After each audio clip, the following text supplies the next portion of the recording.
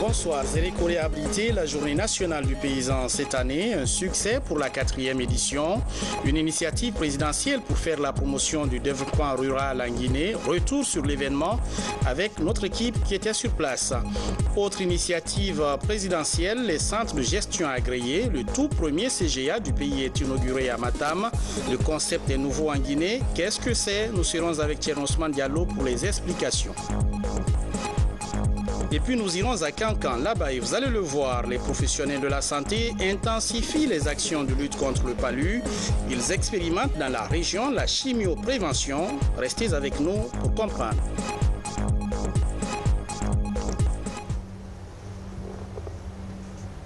Bonsoir, merci de regarder la télévision nationale. Je vous amène tout de suite à Foulaya, dans la préfecture de Kindia, où les chenilles légionnaires avaient ravagé l'année dernière plusieurs champs de maïs. C'était le cas dans tout le pays.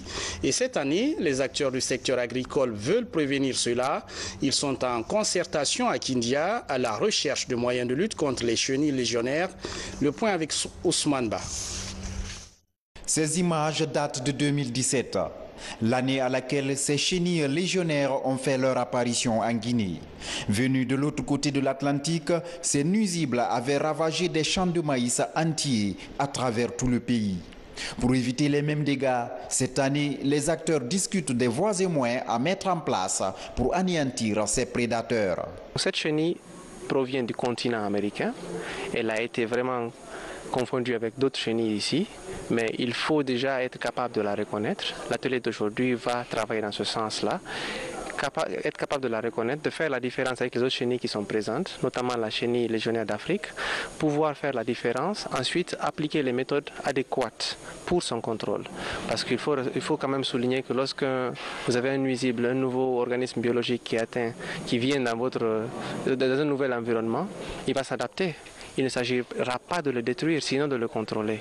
La rencontre de Foulaya mobilise 70 cadres composés des agents du service de la protection des végétaux et ceux de l'AMPROCA. Le projet est financé par la FAO. On est en train d'informer les cadres sur la biologie, le comportement de l'insecte, la reconnaissance des dégâts, et comment on peut reconnaître aussi les œufs, la larve, et ensuite comment il faut lutter contre la chenille. La formation va toucher aussi les producteurs agricoles et des communicants traditionnels. L'objectif est de sensibiliser les acteurs à tous les niveaux, surtout sur le mode d'emploi des produits phytosanitaires homologués, condition sine qua non pour sauver la culture du maïs fortement atteinte sur toute l'Afrique du sud du Sahara. Et puis ce chapitre consacré aux initiatives présidentielles dans le pays, c'est le dossier de la semaine. Et pour commencer, on va s'arrêter à Zérékoré, au sud du pays, où des centaines d'acteurs du secteur agricole se sont retrouvés récemment. Retour sur la Journée nationale du paysan pour parler de la politique de développement rural du président Alpha Condé, un programme ambitieux qui va intensifier la campagne de lutte contre la pauvreté dans le pays. Mohamed Silla, Adia Kamara et Fodé Kamara. Zérékoré, capitale du monde rural. Pour la 4e édition de la Journée nationale du paysan, 600 promoteurs du secteur agricole se concertent. Une centaine de participants de l'administration agricole centrale et décentralisée, sans oublier les partenaires techniques et financiers. Des échanges directs entre le président et les paysans autour des priorités de la ruralité liées à la protection des végétaux et la diversification alimentaire. Alors c'était très intéressant. J'ai beaucoup aimé la présentation du président sur sa politique agricole, c'était très clair. C'est intéressant de voir comment la politique agricole est vue en Guinée et comment nous, acteurs du développement rural, on peut travailler en concordance avec cette politique-là. Dans son allocution très thématique, le président de la République a touché la problématique de la relance de la recherche-développement, du conseil agricole et de la professionnalisation des paysans par leur organisation un groupement d'intérêt économique. Une organisation forte des paysans au niveau des groupements, des unions, des fédérations et de la Chambre nationale d'agriculture. Tout cela va permettre d'avoir un chrono par lequel les messages de la vulgarisation, de la recherche peuvent passer. Et le soutien total et entier qu'il a donné au monde rural et singulièrement au service de conseil agricole et de recherche, moi cela me réjouit. Le chef de l'État l'a dit, la Chambre va accompagner les producteurs, les organiser, les structurer pour pouvoir les mettre en organisation efficace, pour lutter contre la pauvreté et assurer la sécurité alimentaire au niveau des paysans. L'implication des femmes dans la promotion rurale est une question de genre, très à la mode dans le monde. Une préoccupation que l'opératrice économique ivoirienne Tia Philomène Glao vient soutenir. Une championne de l'agriculture et des transports dont la réussite est un modèle. Je suis dans l'agriculture. J'ai 70 hectares de café, cacao et vière que j'ai planté. Papa, ton frère Alassane Ouattara, attends que je suis allé à l'école, il m'a décoré, il m'a donné plus de séance en 2016 en Côte d'Ivoire parce que je fais. Aujourd'hui, je te vis en face de moi, j'ai eu tout dans ma vie. Quelqu'un qui n'a pas allé à l'école, il peut être le président de la République, moi fini. Mes soeurs guinéennes, mes frères guinéens, la terre ne trahit pas. J'ai deux seules femmes modèles en Côte d'Ivoire de ce que je fais. Femme guinéenne, garçon à 10 doigts, femme à 10 doigts, levez-vous. Le président de la République a profité de ce forum multi-acteurs pour dévoiler son programme de développement rural. Un programme de modernisation de l'agriculture et de l'élevage pour lutter contre la pauvreté et freiner l'exode rural et l'immigration clandestine des Bravalides. Pendant ce temps, la pisciculture guinéenne se porte beaucoup mieux aujourd'hui. Des espèces de poissons importés, par exemple, ont permis l'empoisonnement de plus de 700 sites piscicoles et de 200 mares en Haute-Guinée. Plus de 1700 rizipisciculteurs sont formés. Un cocktail important qui fait de cette autre initiative présidentielle un succès, comme le montre ce reportage dans Soumane Toumani Camara. La pisciculture ou l'élevage de poissons est l'une des activités majeures de l'initiative présidentielle d'appui au développement rural en Guinée forestière. L'importation des espèces de poissons à croissance rapide et d'intrants piscicoles a produit des résultats satisfaisants. Les étangs de grossissement en Guinée forestière ont permis l'empoisonnement de 750 sites piscicoles, de 200 mares et de 20 retenues hydro-agricoles. Dans le cadre de l'initiative présidentielle, accompagnée par le financement de la Banque mondiale, le WAP, et des activités ont été planifiées. Notamment l'empoisonnement, la formation et la mise à disposition des intrants de pêche. Nous sommes aujourd'hui sur le site de fabrication d'intrants. Au lieu qu'on importe ces intrants-là pour permettre aux pisciculteurs d'accéder à leurs ressources et pour des intérêts économiques, nous avons initié ces pisciculteurs-là à la fabrication de ces filets et aujourd'hui ces pisciculteurs sont en train de se constituer en filière qui est pour nous un autre maillon de la production de poissons en Guinée. À ce jour, plus de 1700 personnes, hommes et femmes, sont recensées par la Fédération des rizipisciculteurs de la région forestière. Et la production annuelle de poissons élevés passe de 300 à près de 400 tonnes. Faire la pisciculture, c'est un métier qui émerge parce qu'en 4 mois, tu as ton poisson, tu veux en faire ce que tu veux. Et à côté de ça, il y a d'autres activités. Et suivant l'initiative du chef de l'État, parce qu'il a donné le ton, c'est à nous de pérenniser ces acquis. Sinon, le chef de l'État ne donnera pas de l'argent à tout un Guinéen, mais il t'appuie dans tes activités. On a eu des alevins qui sont partis d'ici. C'est pourquoi 2018 va être vraiment une année prospère pour nous. Nous le souhaitons. Nous le souhaitons, que la pisciculture puisse prendre un envol. Très souvent, on parle de pêche maritime, on parle que de pêche industrielle, oubliant qu'il y a un volet très important qui est la pisciculture. Parallèlement, près de 6 millions d'euros ont été investis au compte du projet de développement de la rizipisciculture en Guinée forestière. L'AFD, l'Union européenne et la Banque mondiale, à travers son projet WAP, ont appuyé les efforts du gouvernement pour améliorer la sécurité alimentaire et les conditions de vie des pisciculteurs. Le 4e et le dernier comité de pilotage de ce projet a permis la concession aux pisciculteurs de 2 bâtiments équipés et d'un bas-fond d'1 hectare aménagé pour l'expérimentation des pratiques piscicoles. Circuler entre Kissidougou et Guékédou devient confortable, un trajet de 82 km sur lequel on pouvait facilement faire 4 heures de voyage, parfois la peur au ventre à cause de l'état dégradé de la route. Il y a quelques mois, ce n'est plus qu'un souvenir et tout au long de la route totalement réhabilitée, des marchés gares routières sont aménagés dans certains villages où le trafic reprend. Témoignage en images dans ce reportage de Abdul Karim Kamara. À partir de Kissidougou, depuis plus d'1 an, cette route, de par sa beauté, fait parler d'elle. Elle s'étend sur une distance de 63 km en partance pour Guékédou. Tout au long du trajet, le voyageur, lui, se paye le luxe de contempler le joyau à cœur joie. La route là, on peut faire 1 semaine, on n'est pas encore rentré à Kissidou. Donc aujourd'hui, Dieu merci, dans la nouvelle route là, bon, si tu as trop duré sur la route, ça ne dépasse pas 1 heure de temps. Dans un passé récent, plus d'1 habitant des localités traversées a souffert le martyre à cause de l'impraticabilité du tronçon.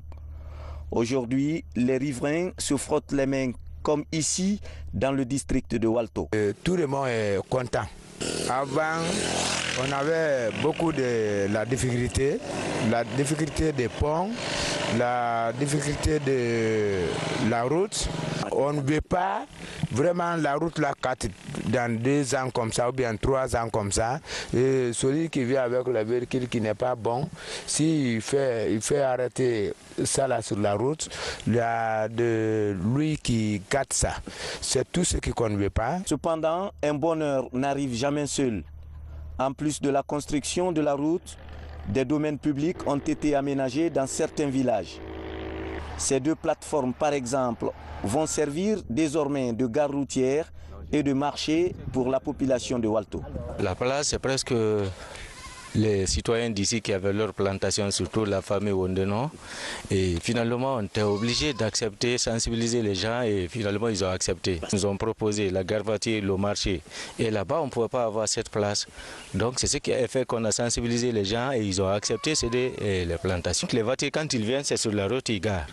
Et là, l'accès maintenant, les piétons, tout, chaque jour du marché, en tout cas, il y avait des accidents. L'entreprise en charge des travaux a réalisé 14 ponts, 200 dallos et des canaux d'évacuation partout où il y avait nécessité.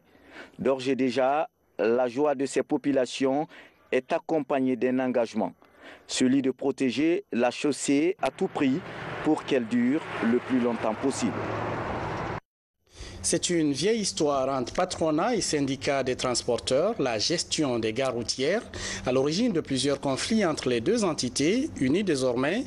Et devant nos caméras, le responsable annonce une harmonisation de points de vue sur des sujets qui les divisaient jusque-là. Notre reporter Mohamed Seyar Souma a suivi pour nous cet événement. Regardons son reportage. Le patronat et le syndicat des transporteurs routiers aplanissent leurs divergences. L'objectif est de répartir sur de nouvelles bases après des périodes de malentendus. À Sigiring, Kouroussa, Dinguiraye et Dabola, le débat s'ouvre largement entre les acteurs pour réorganiser la corporation.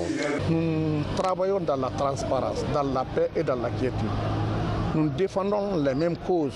Je sais qu'on va travailler plus davantage que le passé. L'implication des autorités préfectorales et communales a permis de décrisper la situation. La médiation donne lieu au rapprochement entre patronat et syndicats du transport routier. Des mesures importantes sont envisagées et leur respect s'avère nécessaire pour les conducteurs et les usagers. C'est de les encadrer, étant donné qu'ils exercent leurs activités sur notre territoire. On va les encadrer tant que possible dans la mesure de nos compétences. Les bagages, le prix n'est pas homologué. Les voyageurs sont beaucoup fatigués, quel que soit le poids du bagage ou le sac qu'ils transportent, le prix est très élevé. Notre vœu, c'est de mettre toutes les gares routières à leur disposition. Donc ils veillent scrupuleusement sur les tarifs que le gouvernement fixe. Donc le transport se passe très bien. À Kouroussa particulièrement, les autorités invitent très prochainement le comité de gestion à une sortie de crise entre patronat et syndicats des transporteurs routiers. La délégation a enfin présenté ses condoléances suite au décès d'El Hadj Sekou Kamara. Le défunt était le président de l'Union préfectorale des transporteurs routiers de Kankan. Les cadres du ministère des Mines et de la Géologie sont à l'école de la fiscalité minière. Ils échangent sur l'identification et la collecte des taxes dans le secteur. La formation mobilise une cinquantaine de participants. Reportage Valérie Talimané, Mohamed Lamine Kaba. Collecter plus de revenus miniers pour rendre efficientes les différentes structures concernées, tel est le but de cette formation. Elle s'inscrit dans le cadre de l'opérationnalisation du groupe de travail mis en place par le département des mines avec le ministère du Budget. Son application devra permettre à l'État guinéen d'établir un pont entre les deux départements dans le cadre de l'identification et de la collecte des taxes dans le secteur minier. Cette formation vient à point nommé pour rendre effectivement opérationnel ce groupe de travail qui s'inscrit dans le cadre des réformes engagées dans le secteur minier par le président Alpha Condé. Et nous sommes toujours dans cette dynamique-là pour pouvoir permettre au secteur minier de rendre effectif son rôle pour ce qui concerne la mobilisation des ressources budgétaires pour que nous puissions, à travers le budget national de développement, avoir plus de ressources pour pouvoir mener plus d'actions de développement et améliorer donc les conditions de vie des populations guinéennes. L'idée de la formation est de travailler avec ces cadres des institutions en charge de la régulation ou de l'imposition minière sur la fiscalité minière. Une démarche initiée pour faciliter l'applicabilité du nouveau code minier ainsi que les nouvelles conventions minières aux projets existants. Nous avons aujourd'hui un peu un boom de l'activité minière, notamment dans la bauxite. Et tous ces nouveaux projets requièrent de l'administration un suivi de près. Et l'application correcte du code minier est nécessaire pour augmenter les revenus miniers de la Guinée qui viendront alimenter le budget de l'État. Évidemment, nous sommes en train de mettre en place un système cohérent de collecte d'informations. Les mines ne sont pas à Conakry, c'est sur le terrain, sur les sites miniers. Nous sommes en train de mettre en place un système de collecte d'informations auprès de ces sociétés minières. Donc, d'une manière ou d'une autre, ils sont impliqués. Et effectivement, l'approche voudrait que, lorsque tout sera rodé, d'aller vers ces sociétés minières parce qu'il faut qu'elles collaborent. La fiscalité minière guinéenne repose principalement sur les taxes et les impôts. Elle génère ainsi des bénéfices visant à booster les contributions au développement local grâce à la collaboration entre les ministères du budget et les agences de régulation du secteur pour la collecte des revenus miniers en Guinée. Je vous l'annonçais en titre, c'est une promesse tenue du chef de l'État, la création des centres de gestion agréés. La commune de Matam a inauguré son CGA, c'est le tout premier à ouvrir ses portes en Guinée et l'idée du président est d'aider les opérateurs économiques à devenir de véritables entrepreneurs, créateurs d'emplois. Mais comment tout cela va se faire et quels sont les enjeux pour non seulement les opérateurs économiques, mais aussi les promoteurs de PME? Élément de réponse dans ce reportage de Thierno Ousmane Diallo. La Guinée veut favoriser l'émergence des champions nationaux dans son programme de développement socio-économique. Mais avec une économie dominée à près de 70% par les activités informelles, le défi passe par un meilleur encadrement des entrepreneurs et opérateurs économiques. La création des centres de gestion agréés répond à ce besoin et c'est dans cet immeuble au Carrefour Constantin qu'est installé le premier CGA qui va donner un coup de pouce aux investisseurs locaux, notamment dans leur ambition de réussite. Je me rappelle les différents forums qui ont été organisés à l'hôtel Millennium, à la présidence du président de la République, qui a toujours insisté au secteur privé, au secteur économique guinéen, d'apprendre à se formaliser. Alors, les différentes étapes sont parcourues.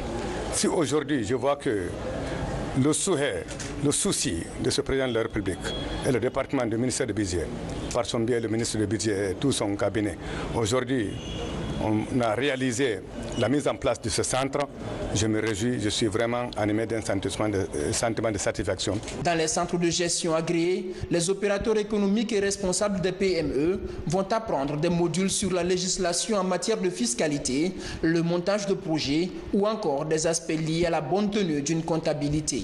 Les adhésions sont volontaires et donnent accès à certains avantages. Tous les acteurs qui entrent dans ce secteur bénéficient pendant 3 ans d'abattements fiscaux de 50% déjà et de 25% pour les 2 années suivantes. Mais la seule condition, c'est que ces opérateurs économiques acceptent de suivre des formations pour qu'on puisse les préparer à la formalisation. Nous sommes en train d'établir des partenaires avec certaines banques et certains partenaires pour qu'à l'issue de la période où ils restent dans le centre, ils puissent bénéficier d'un accompagnement pour accéder au crédit bancaire. L'Union européenne appuie la mise en œuvre des CGA et consolide son partenariat avec le pays pour aider à développer la culture de l'entrepreneuriat. Il y a un grand vivier d'hommes et femmes qui évoluent dans le secteur informel, qui hésitent peut-être à faire le pas ou qui n'ont pas les possibilités de faire grandir leur entreprise. Un centre de gestion agréé peut aider à réaliser cela par l'accompagnement qu'il faut pour mettre en place une comptabilité, une administration de l'entreprise et passer progressivement de l'informel au formel et continuer à grandir. Le centre de gestion agréé va aussi servir d'interface entre les opérateurs économiques et l'administration fiscale pour mettre fin au détournement et permettre à l'État de disposer de statistiques fiables.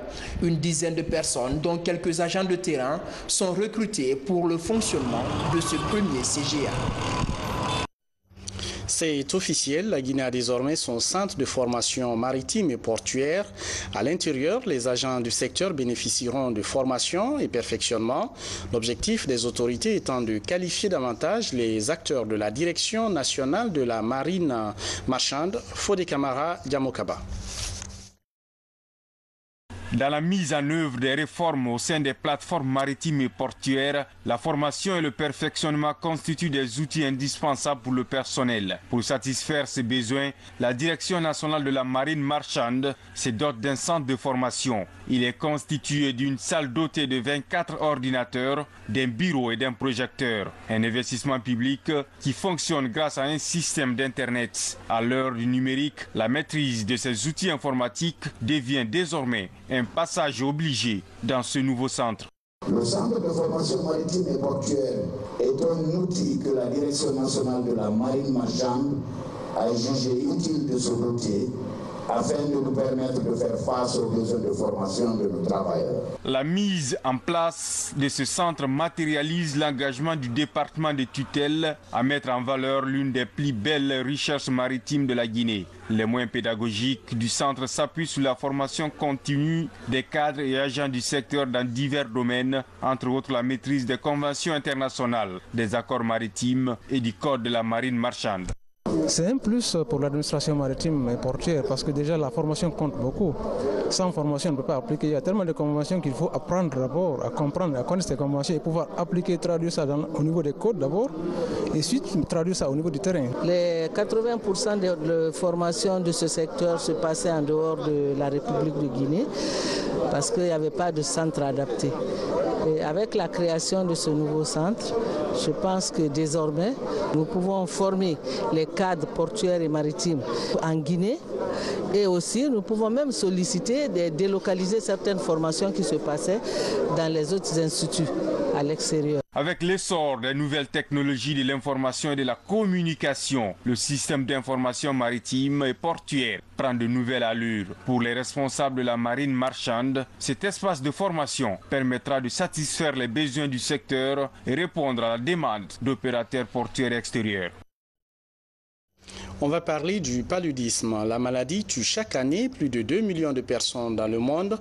Les chiffres baissent progressivement grâce au succès de stratégies de lutte toujours améliorées. En Guinée, les professionnels de la santé expérimentent ce qu'ils appellent la chimioprévention. À Kankan, on en parle aux populations, mais qu'est-ce que c'est? Suivant ce reportage de notre correspondant dans la région, Fodé Bangali Fofana. Le paludisme reste la première cause de morbidité et de mortalité dans notre pays selon les spécialistes.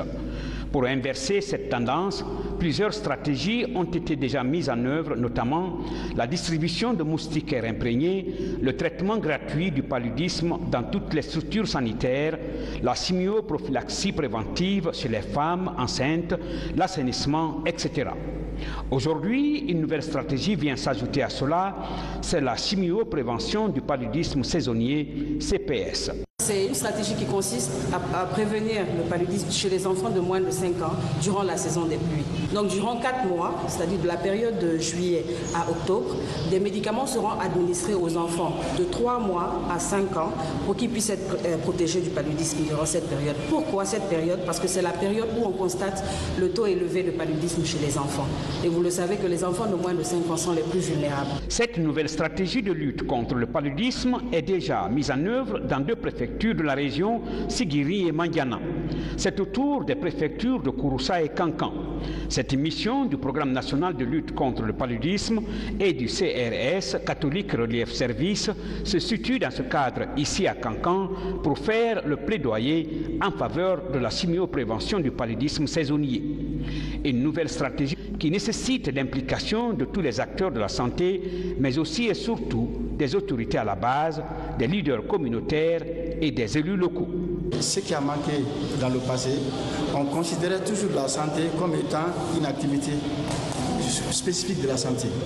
On oublie que vraiment pour gagner aujourd'hui la lutte contre les maladies, il faut forcément impliquer vraiment les secteurs connexes. Donc vous qui êtes là, les représentants vraiment de l'État, il faudra vraiment qu'on vienne vers vous pour vous impliquer par rapport vraiment à la mise en œuvre des différentes stratégies.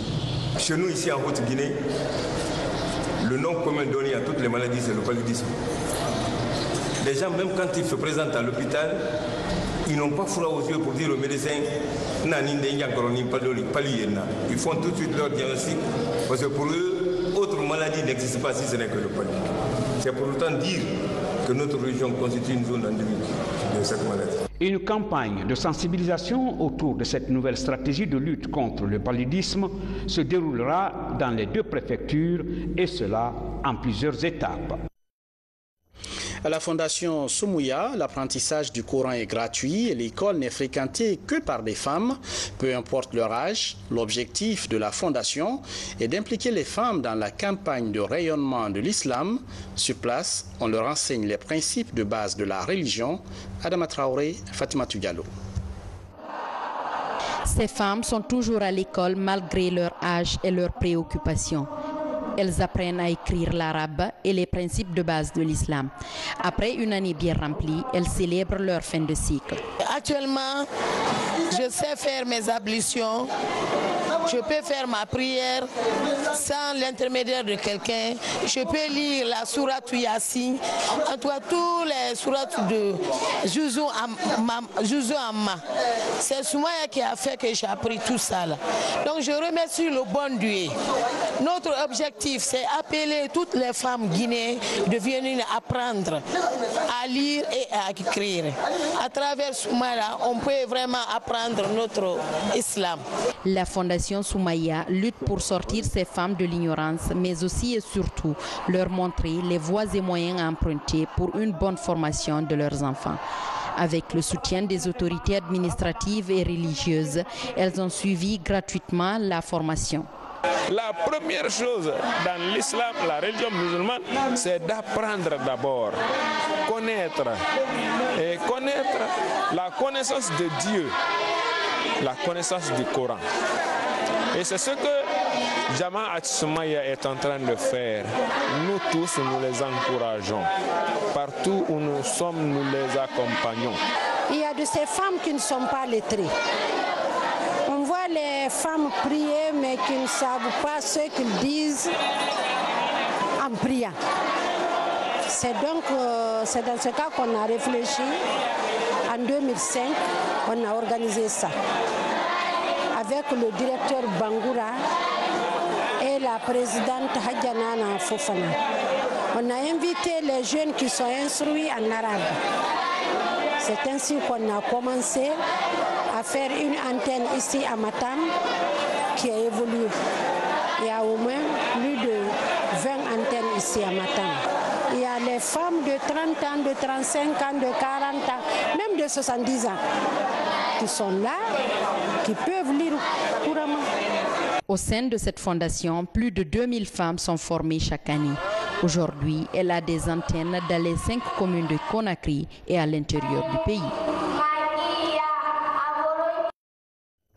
Au même moment, c'est la Pentecôte pour les chrétiens. Ce dimanche, 50 jours après Pâques, ils célèbrent dans le monde la descente du Saint-Esprit sur les apôtres, sur Marie, la mère de Jésus, et sur les autres personnes présentes avec eux, comme rapporté dans les Actes des Apôtres. Et puis notre rubrique, La Guinée en bref, une compilation d'images sur l'actualité nationale. C'est un commentaire de Younous Atawel Kamara.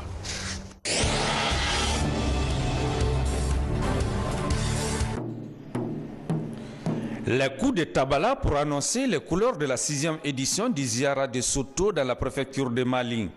Venus des différentes localités de la préfecture, ces religieux prient en faveur de la paix et l'unité nationale en Guinée. Le développement socio-économique du district de Soto était également au centre des prières. La participation des différents érudits du Fouta, qui ont effectivement pris part et qui ont donné des sages conseils aux populations dans le cadre de la pratique de la religion musulmane. Ils ont aussi béni, fait des bénédictions pour le bien-être de la localité, Soto, de la sous-préfecture de Yemberen, de la préfecture de Mali. Et ils ont béni pour la paix dans le pays, en République de Guinée.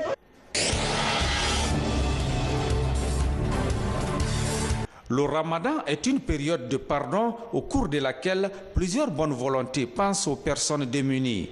Ici, par exemple, à la grande mosquée Faisal, ce groupe de personnes s'illustre pour soulager les personnes en détresse. Un repas collectif est offert aux personnes vulnérables tout au long de ce mois de partage et d'entraide. Au regard de notre situation socio-économique et que quand je traverse la mosquée, je vois ces démunis qui sont là. Moi, je mange à la maison et que je sens que ceux-ci là n'ont pas quoi manger. Ils ne savent même pas où se procurer à manger. Je me suis dit que pourquoi ne pas leur donner à manger pour que toute la nation puisse rompre le jeûne dans la quiétude, dans la paix et dans l'harmonie. Il y a toujours une porte d'entrée pour d'autres bonnes volontés, d'autres opérateurs économiques, d'autres institutions peuvent venir parce que cette action, on la fera durant tout le mois de Carême. Cette cérémonie marque la fin du cycle de la 2e promotion de l'Institut de formation professionnelle de santé, Elhadji Mohamed Diawara de Dubrika. La promotion porte le nom de Sékou Kondé, fonctionnaire au ministère de la Santé. Une promotion essentiellement composée d'infirmiers d'État et de sages-femmes. Les infirmiers constituent réellement la base, la pyramide. Il n'y a pas de qualité de soins là où les infirmiers ne sont pas suffisants et là où ils ne sont pas bien nombreux. C'est la raison pour laquelle, plutôt que de mettre l'accent sur la formation des spécialistes, il faut commencer d'abord par asseoir la base, développer le nombre, augmenter le nombre d'infirmiers et surtout les former très bien. Une fois qu'on a cette base, eh bien, on a la possibilité d'améliorer la qualité des soins.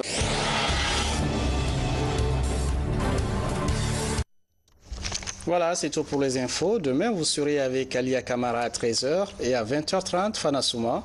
Merci de nous regarder, notamment à Dalaba, Kanka et partout à Guékédou. À très vite et restez fidèles à la télévision nationale.